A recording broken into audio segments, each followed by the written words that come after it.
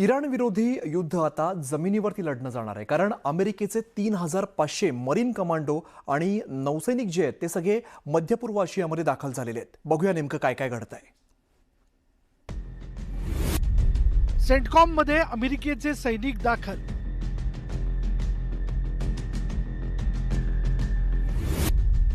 इराणच्या भूमीवर लढलं जाणार युद्ध.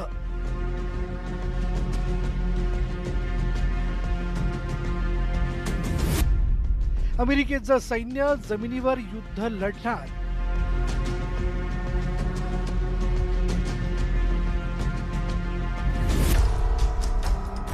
अमेरिकेच्या सेंट्रल कमांडची सोशल मीडियावरील ही पोस्ट सध्या चांगली चर्चेत आली आहे. USS त्रिपोलीवरील अमेरिकेचे नौसैनिक आणि मरीन 27 मार्चला अमेरिकेच्या सेंट्रल कमांडच्या अखत्यारीतील क्षेत्रात पोहोचले आहेत, अशा आशयाची ती पोस्ट आहे. त्या पोस्ट सोबत मरीन कमांडो आणि नौसैनिकांचे फोटोही शेअर करण्यात आले. एक प्रकारे अमेरिकेनं आपले सैनिक इराणच्या भूमीवर उतरवण्याची तयारी सुरू केल्याचं बोललं जात आहे. USS त्रिपोली या युद्धनौकेवर 3500 मरीन आणि नौसैनिक तैनात आहेत. गेल्या 20 वर्षात मध्य पूर्वेत अमेरिकेच्या सैन्याची ही सर्वात मोठी तैनाती मानली जाते.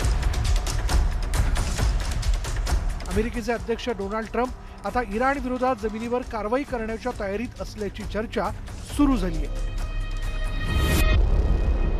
USS ट्रिपोली किती घातक आहे हे जाणून घेऊयात. USS ट्रिपोली ही एक आधुनिक युद्धनौका असून F-35 स्टील्थ फायटर आणि ओस्प्रे सारखे अत्याधुनिक लढाऊ विमानं यावर तैनात आहेत.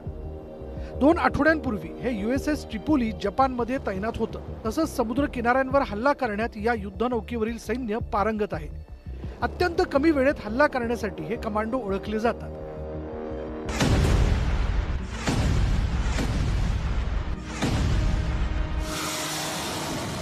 अमेरिकेने आतापर्यंत इराणवर केवळ हवाई हल्ले केले आहेत,